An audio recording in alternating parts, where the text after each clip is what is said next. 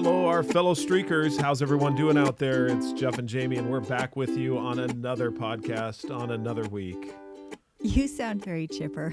You got your announcer voice on. Do I have my announcer voice on? I was waiting for you to announce the score of the game or the lineup for the players. I just wanted to go for the big announcement. You you know, did. Hello, fellow streakers. We're It was here. good. It We're was right good. here with you. I love it. You know, because there's some people that are listening to this while they're exercising, and so they may want to feel like, you know, hey, you're doing great. Keep right on Keep going. up the good work. A couple of updates that we have coming up. First of all, the app is coming along nicely. We talked about that last week on the podcast. We did. But it's been fun because this week we've gotten 3 updates. 3 updates. 3? That's right. Yeah. No, So it was 3 for a updates. while there, it was like every day, ooh, update, ooh, update. It was like Another little- update. Here it is. Yeah. Let's keep going on it. It was fun. Yeah. And it's so it's still in alpha testing, so there's not really any You can't use it yet. You can't use it yet. We're sorry. However, it is coordinated for the release of the book. So we know the book is going to be released because it's already been published, believe it or not. We've got a copy. Jamie, you have a copy in your I hands. do over have a there, don't copy, you? and there's a few select people out there that have copies right now. That do have copies. And it's released, so it will be released September 22nd. Yep. And that is the same day that the app will be released, or right close to it. Yep. You didn't see this, but Jamie just crossed her fingers. It will be It'll done. be released. It'll be done. It'll be awesome. And so we have a great crack team of developers that are doing the app, and they're absolutely fantastic. So They really are doing a great job. It's so much fun. they really are. Yeah. So that, and it's coming along great. Now, one of the other things though that we wanted to announce, one of the updates, is we had a little bit of a contest for someone to be able to get a pre-release copy of the book. Yep. And that person won. The Yes. person who won, I shouldn't say that She- person won. That person won. That person won. Way Yay, to go. person. Alma in San Diego, California. Congratulations. Congratulations. The book is on the way to you. You get one of the pre-release copy, hard copy of the book, Yep. and hopefully you really enjoy it. And I'd love to. We'll have to contact Alma afterwards after she's had a chance to read the book and be like, so So, are you streaking? what do you think? Yeah, I'm Be like, no, I excited gave to it hear. away. Oh, okay. Yeah. We wrote her name on the front cover, so Yeah, so it is. It's We her wrote book. her name. It's her book. We signed it. Everything else. Anyway, congratulations, Alma. That's fantastic. that's awesome. Super fun. Hey, so I was thinking about the topic that we wanted to talk about this week, and it's in relation to really kind of a streak that I've had for quite some time. Well, we had talked about, you wanted to talk a bit about the idea of preparation and practice, Right. kind of. And so I wanted to ask you, I wanted to talk a little bit about your streak for opening the Masterclass app. Oh, really? Yeah. So I just wanted to ask you a question about that. So Masterclass is this cool thing that just has lots of different people that teach classes on their chosen thing that they're kind of masters at. And we've Right. talked about it a little bit before. Yeah. And you've been doing that. How long have you had that streak now? And what is the streak exactly? I have had the streak for 263 days, I think it is. Yeah. And the streak is open the Masterclass app at least one time daily. So I don't even have to do anything. You don't have to. I If you have just to open the it. app, Streak one. Streak one, I done. am a winner. very good. And have you had days that you've just opened the app and closed the app? You know what? Honestly, no, because once I open it, I'm like, I got to watch at least a little bit of something. Okay. However, because the way that the app works is you open it up and there's, like you said, a whole bunch of different classes.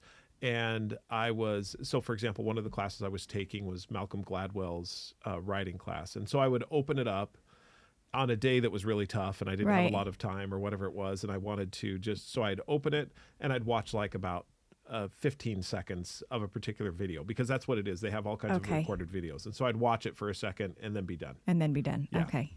So how long have you had your subscription to? So it's a subscription that you Uh-huh. get for, it's a yearly subscription that Yep. you did. How long Yep. have you had that subscription? I have had that subscription now this is going on, I had it for a full year, and so this will be the second year. So I've Okay. almost had it for 2 years because the streak's now been alive Almost for 263 days. So okay, so not quite a year, but not quite, 100 days shy of a year. So then how much did you get done the first year that you had it? Your first year that you had the subscription? I got, I think, one lesson in one class. Maybe one two. lesson in one class. Yes. Okay. But then recently, I feel like it's been something you've what have you done since you mentioned Malcolm Gladwell's class? Right. So I've completed 3 classes totally, Okay. and I've took a part of one. One class I didn't really like. Oh, okay. So I ended it and moved to a different one. But I took Malcolm Gladwell's class on writing. On writing. I then took what was this? Hans Zimmer. Oh, okay. On music. We talked Music a little bit about movies, that on that last podcast. And then the third one that I just finished was Chris Voss on negotiations. Never Split the Difference is his book, but I took his master class on negotiations, and you and I listened to that a little bit together. We did. That was a fun one on a road trip. Yes. And we found that one because you were showing somebody. I can't remember who you were showing it to, and you were just kind of perusing through and saying, "Oh," and you just clicked on negotiation, and we started listening to it for a second to show somebody kind of what master class was. Right. And then on the way home from a drive, we were like, we should listen to this. It was really interesting. This is really good. So the reason I wanted to talk about it was we fun, did. huh? It was really good. It's been one of my favorite. I know we need to listen. I finished it. Yeah, you finished it. But the reason you I have say a streak. that is, well, I don't have the same streak. Is because I wanted to wait for you, but I wasn't patient enough. Okay. I apologize. That's okay. I'm sorry. No, I wouldn't mind listening to it again with you, okay. if you don't mind. Well, the reason I wanted to talk about it was twofold. Is one, it's been interesting because so I asked you all those questions, but I knew that you hadn't done much with it the first year. That was a little priming of it was a little setup. Yeah. But it's been But fun. you know what's real though, as far as you set me up, but I am amazed how that simple of a streak. It blows me away that it works. That's still what does, I guess. even to this day. Yeah. I still look at it and think it still works. It actually works. Yeah. Yeah. That's why I was excited to talk about it, because from that little streak of just open the app daily. Right. You got excited about Chris Voss and doing negotiation. Yep, totally. And then from listening to his masterclass, you thought, I'm going to read his book, right. which is also a nonfiction book, another one of your streaks. But then you've been reading his book. And then the other day, we had a situation with one of our kids that she was struggling with something, but she didn't quite know what it was. She was emotional about something, and we could tell something was wrong. I know. But we didn't know what was wrong, and she didn't know what was wrong. And you were like, we got to talk about this. But then I was bad, awful dad. well, just at I was first, being Mr. you were a little ogre. Look, right now you are going to sit Your down and talk attitude. to us, and that's all there is. Because this attitude is not going to continue in this household. Exactly. I was a little bit intense. I know. But it was kind of fun to watch, though, because within a few minutes of having that conversation with that child, I could tell that you switched and you started practicing some of the negotiation skills that you had been reading about and learning from Chris Voss. You can seriously tell. You could tell when I switched. I could, because we had listened to a little bit of it together, and at one point I was, because your demeanor changed a little bit and you got quieter, and I looked over and I started listening to a little bit of what you're doing. I'm like, he is using his negotiation skills. I was totally. And it was amazing though, because it totally opened up that situation. Like the negotiation skills worked, which was really fun. But it was awesome. But I thought back to that experience, because it was kind of a neat experience actually with that child. We really came to a place that. One of the things, let me riff in there just for a second. One of the things with the negotiation skills is that it's really about the person that you're talking to. You it's not stopped about and yourself. listened. Right. And that's really what I loved about it, is it taught me how to listen and how to ask questions so I could listen more effectively. Right. So somewhere in that process, at that point, you switched from ogre dad, we're going to figure this problem out and solve it, to I'm going to step back here and listen and genuinely ask some questions to understand. But because of that, the outcome, I feel like, was totally different. And we actually figured out what was bothering that child, which wasn't something that either one of us recognized. And I don't know that she had totally recognized it, except through that process. I'm with you. I agree. So I was absolutely flabbergasted. I mean, because I haven't done a lot with it. I mean, I listened to the master class and I've been reading the book, but I hadn't done a lot. And it was neat to be able to employ those skills to be able to listen more effectively. Right. So I was amazed. To me, it was this visual of this tiny little seed of, I'm just going to open this app every day, turned into, now you've listened to a class, which led you to a book, which led you to learn something new that we were actually able to use in our own family to help further. And that was, to me, that was a lot of results from that little thing. From that tiny little thing, which I thought was really exciting. And it is exciting. I looked at it, and as I mentioned previously, is it amazing that just doing that small, simple thing consistently. And I think that's really the key, because I don't think had I not been doing it consistently, I would have been able to get the result that we got when we got it. Right. And I don't think we can predict when those results are. Mm-mm. It's like building up pressure behind the dam. Right. You know, you're building up all of this learning knowledge, all this pressure behind the dam, and when it finally is needed, it's like it's there. It's there. And it can break through. Right. So I love that. Then the other thing that we had talked about, again, having to do with this master class, is you came in one day, and because it's a really interesting master class, because he negotiates hostage situations. Yes. If you haven't read it, the book is Never Split the Difference, and it's by Chris phenomenal. Voss. Probably a lot of people have read it because Probably it's a bestseller, and it was printed in 2016. Okay. So it's been out for a little while. Yeah, okay. 4 years ago. I just found out about it, which is amazing. Fine, you know. Well, but what's even amazing about that is the reason I found out about it, again, is because I had a streak to do, just the master class and also to read at least one paragraph in a nonfiction book. Anyway, it's just all of these things started to build up. Came together. So it was fun. You came to me one day and you were reading about, and it's a fun thing to listen to, because he has, his situations are intense and real, and it's and so it is interesting to learn what he has learned. And so you came to me one day and you said, do you remember what you said? It was in relation to, you said, I've been reading this book and it talks about all of these things that he's done. And he said, I feel like I'm getting the highlight, but when you read between the lines, I really started to recognize how much he must practice consistently the things that he's doing to get to what he's doing in these negotiations. I remember. You right. said it exactly right. I was reading a particular part, and they were in a very intense hostage negotiation. And in this hostage negotiation, they and I say they because he was the lead negotiator, and then there were 4 or 5 other people that were listening on the phone as well. Okay. And as he would negotiate, they would record all of this, and then the negotiators afterward would go back and review the entire transcript, and then plan out and talk about what it was that they could have done different and how they could do things differently and what it was that they needed to do on the next call and what are some of the things they needed to look for and how they could be more empathetic in their listening. Mm-hmm. And as I read this, as far as what they do, it all of a sudden hit me that they, in order to do what they do, they had to practice it, and practice not just once and not just twice, but he practiced, and the other team, they practice every single day. Mm-hmm.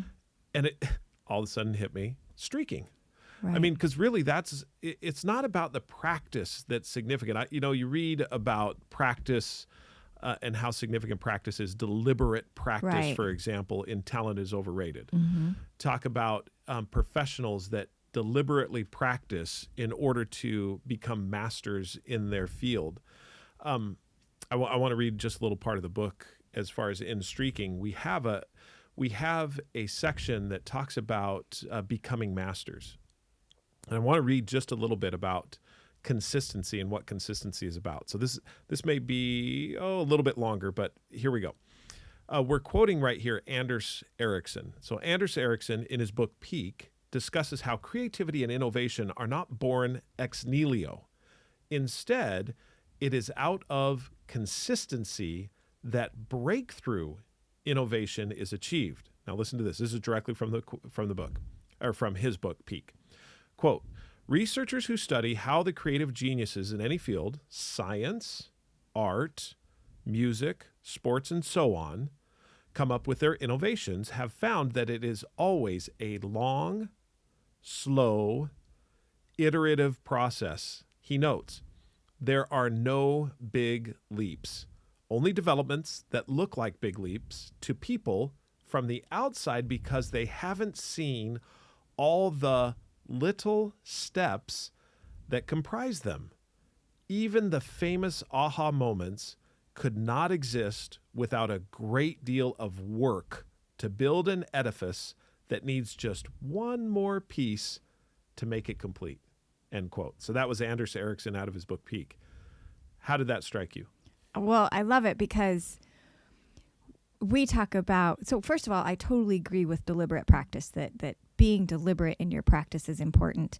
But I think about something that Lily said, I think in one of our podcasts a couple times back when she was talking about stretching for dance, that she can't practice her stretching and then not do it for a month and then come back right to where she was before. Right. If she's not doing it consistently, she loses what she gained. So even though she can be deliberate in her practice, if that deliberate practice isn't consistent, Right. she's not building on what she had gained. And so it's an interesting thing for me to look at and think, so growth, that's especially when we talk about these masters and these people, you reach a point where your growth, the amount of practice becomes significant and the growth becomes much smaller, but you're kind of at the top of your field. You've become more elite. Right. But I think the principle is the same in so many things, this idea. I know I see it in running.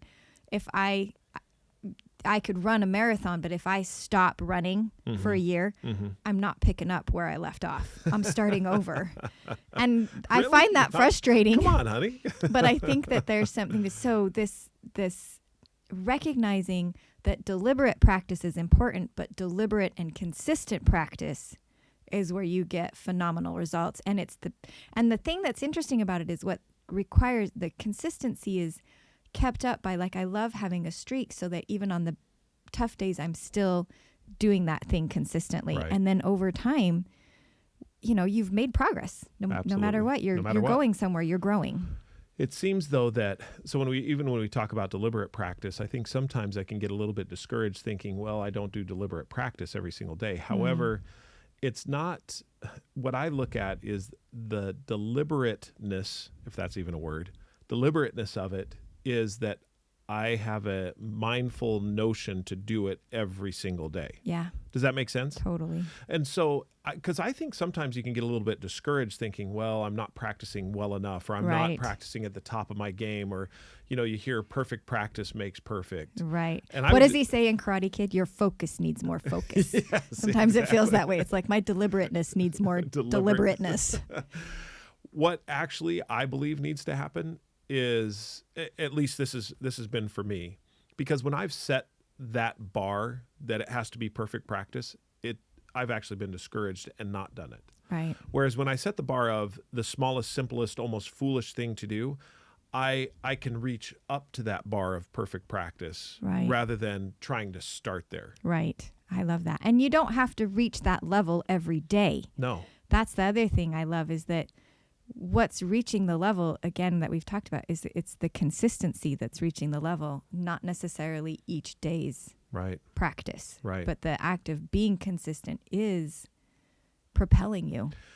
What I was considering also is, in my profession, as far as the professional life, I do a lot of work with sales professionals. And, just hit the table and there went all the mics. I talk with my hands a lot. I know you do. It's fun. You're all over the place. Yeah, I know. I've got my hands folded nicely and neatly in my lap, and you're all over the place. And I'm like, woo, here we go. Let's do this. But in working with sales professionals and so forth, one of the things that I look at is that practice is the thing that's going to help them improve their skill. As I consider, for example, in any, let's go just quickly to music, art, and athletics for just a second. Okay. In music, art, and athletics, the absolute main thing, the main tenet, the main preaching of any one of those is to get good at it, you have to practice. In music, art, and athletics, that's accepted. I got to practice. If I don't practice, I'm not going to get any better. That's true. But in business, it's like, we don't really need to practice. Oh, interesting. Isn't that interesting? Yeah. You're right. How often do people say you need to practice at your business? Yeah. Have you practiced your business today? Versus have you practiced piano today, or have you practiced drawing today, or Right, which that those are common things to that have sounds heard. like as a mother you've asked those I've questions seen before. multiple times. That's why it came natural. I'm like, oh, I've asked those questions, but I've never said, have you practiced your business today? Right. Never. No, not once. I think that one of the reasons why that is because I'm doing my business every single day. And so I think because I'm in the business of Because you whatever go it is, to work. yeah, let's just say, for example, I'm not an accountant, but let's say if I were an accountant, I go to work, I do accounting practices every day. Or let's say I'm a computer scientist. I go to work and I code for a living. I go to work and I code every single day. And so aren't I practicing my particular craft, whatever it is? Right. And some may say, yes, I am practicing it because I spend so much time at it. But what I would say, and this is back to our conversation with deliberate practice, is when you're looking at really improving, getting better in anything, you're looking at, you set a streak around the smallest, simplest thing that will help you to grow, not to maintain. I think that's one of the things that we get into when we're in our work environment, whatever it is, whatever that work environment is. For you at home, the work environment at home, me at the office, the work environment, you and I together with our family. The work environment is the day-to-day, the things that I do without a lot of thinking. Right. And so I think that, well, I do this every day, so I don't necessarily need to practice. However, and I'll go back to the sales professional for just a second. The sales professional, if they practice, let's say, for example, we were talking about negotiating, at least one skill in negotiating daily. Let's say they just say, you know what, I'm just going to practice one skill daily. Right. Or maybe that's too hard. Let's say review. I'm going to to review one skill daily. That is really now starting to build the growth. You're starting to grow in your particular area, and that practice helps you to become a better sales professional. Now, it also helps to obviously identify who you want to be. If I want to be a sales professional that is always of service to my clients or is valuable to my clients, if I want to be that, then one of the things that I need to do is practice at least once daily or review at least once daily a sales skill, something like that. Does that make sense? So as you were talking, I was thinking twofold. I thought, one, I wonder if sometimes there's people that do want to practice things at work, but work itself takes so much of your time already that it's difficult to add to that. There's things that you may want to do personally to improve, but it's tough to take time away to do that. I think about, I had a hairdresser that I really loved. Yeah. And one of the things I loved about her is she was often had some new thing that she had learned. Yeah. Like I remember one time when I went, really? yeah, but she had to close down her shop and go to classes, specific classes to learn these new techniques. And she would do this every, about once a quarter. It seemed like that or whenever she found them. But you loved it her. was She was your interesting. favorite, wasn't she? She was my favorite. And she would try new things. She'd be like, hey, I just learned this new thing. Do you care if I try it? And I'd be like, yeah, that sounds kind of fun. And it was something that she was very aware of what she's doing. When I got done, I was just like, wow, I look great. I didn't know exactly, like she did this thing called pedaling that I didn't know what pedaling was, but she had gone and learned. So I thought sometimes it's hard when you're at work because you have to take time away from work to become better at something. And that can be hard. That can be hard to do. And so that was the one. But you know what? But if it's consistently on your mind, so in other words, if I have this, so for example, one of my streaks, so that I continue to improve as a consultant, is to practice or review at least one development card daily. Right. Now, that development card is specific to my profession. And it's specific in the sense that there's mental models that we use as consultants to help individuals. One of those mental models, for example, I'll give you is your backyard, my backyard. Okay. All right. I'm not invited into your backyard, but you're always invited into my backyard. Oh, okay. And that the reason why that is because you own your backyard in business. You know what your business is. You know what you need to do. You know the strategies and everything else. What I'm doing is helping you apply a methodology that is successful to Okay. your business. So you're invited into my backyard to explore the methodology, to see everything else. But there's times when people will ask, well, what do you think we should do strategy-wise? What do you think we should do?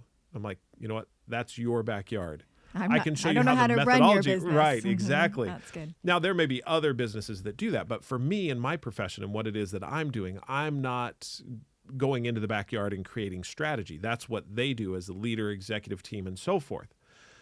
The reason I brought that up is because that's one of my development cards, and that helps me when I go in to an organization and I review those every single day. I review at least one of those every single day. And I have noticed since I started that, and that streak, I'd have to look at it, I think is 2 years old, maybe even 3. It has significantly impacted me in the moment of what it is I need to do.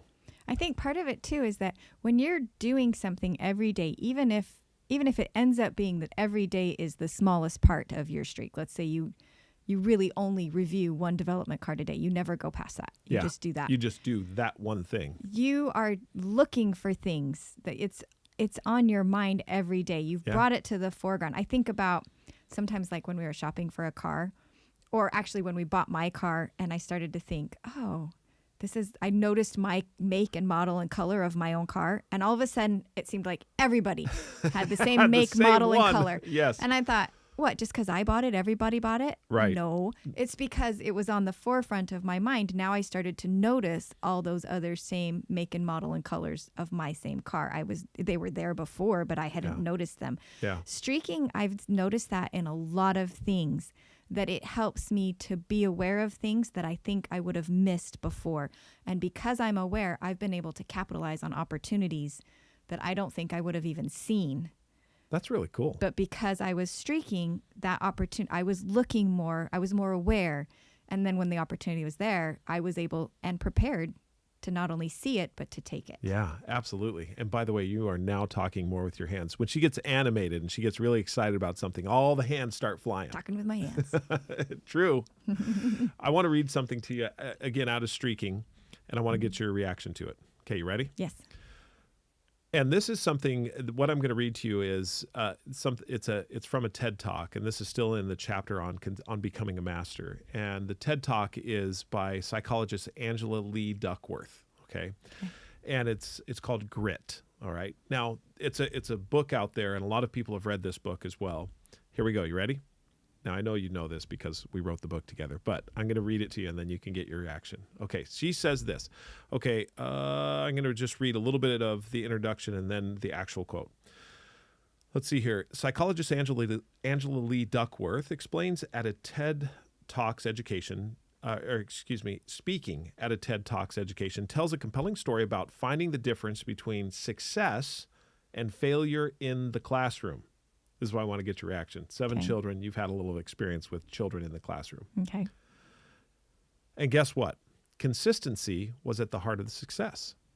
In her studies, she observed that it wasn't social smarts, good looks, or physical health that determined success. It was what she calls grit. She says, quote, "Grit is the perseverance and passion for long-term goals. Grit is having stamina. Grit is sticking with your future day in and day out, not just for the week, not just for the month, but for years, and working really hard to make that future a reality. Grit is living life like it is a marathon, not a sprint." Speaking of how we develop this trait, she says, quote, "Every day, parents and teachers ask me, how do I build grit in kids? What do I do to teach kids a solid work ethic? How do I keep them motivated for the long run?" Then, most disappointingly, at the climax of her talk, with the audience members on the edge of their chairs, she says, the honest answer is, I don't know. In other words, some people are just born with a stick-to-it gene. This is now, I think either this is you writing or me writing. I don't know which one of the two. In other words, some people are just born with a stick-to-it gene. Those with a high level of passion about certain thing, for example, golf, chess, academics, they are consistent because of their passion, Or in yet other words, we don't know how to develop consistency or grit or perseverance. That is, we didn't know because we weren't looking at the right thing. We first saw consistency as the reason why people excelled, but we missed that it's actually how they excelled. So let me just stop right there. What's that? Now that last part, you and I kind of wrote in response to that. But what are you thinking? I mean, as a mom, and you're trying to inspire your kids, what do you think as far as them practicing getting better, the grit, if you will? Right. First of all, I do want to recognize that it does seem that some people pick it up more naturally and others don't. Yeah. So I think I love that other people are studying this as well. They're also looking and being like, okay, how do some of these kids really just do well and others aren't? And how can we teach those others? Right. And so I remember when we read that and we were like, well, what if it's streaking? What if that is the answer? What if the answer is the focus on consistency of being able to do something small every day and keep a record of it and then talk to people about it or find a community where people are doing what you're doing. Right. And can that create grit? And as I've thought about it and as I've been doing it over the years, I believe it can. I think so I too. think that what has happened now, there's going to be people who, again, already have it. They follow these principles innately. It's not something that they necessarily recognize that they're doing, but they're doing it. Yeah. But I love... and that's just it. They're doing it. They're picking and that's something why we out study that's those laughably people. simple. They keep a record of it, and then they create a community around it. Right. I mean, that's what I see here, too, is we talked about Sophie in one of our previous podcasts about going to Harvard. I mean, she surrounded herself with these people and did those three things almost innately. Innately, right, which was why it was fun to have her on the podcast, because I do believe that there's people that just kind of innately get it quicker. But I'm so grateful that we have people that study and read and observe, and I'm grateful to have looked and kind of put some methodology around what it is and look at it and say, okay, I may not be a person that has grit on my own. However, this is a methodology that I can use that can create it inside of me, that long term, it'll help me to be patient, it'll help me to be consistent, and it'll help me to get to those goals that I've set for myself through being consistent, through doing these daily actions deliberately, consciously, every day.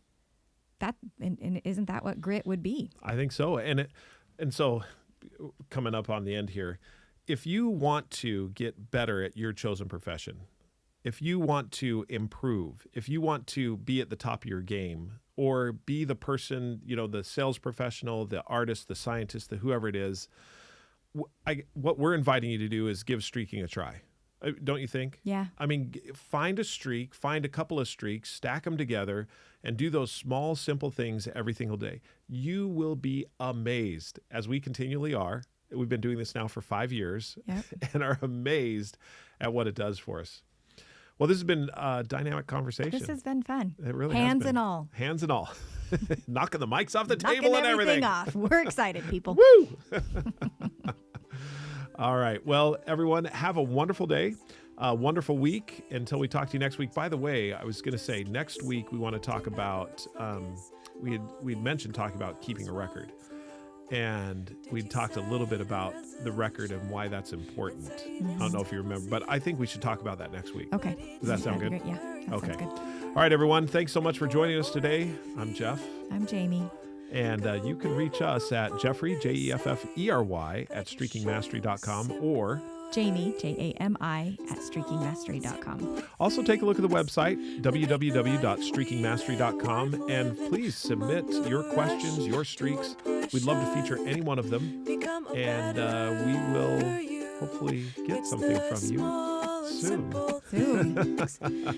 Because we love to, as you can see, we love to feature it. Anyway, have a great, great week, and keep streaking.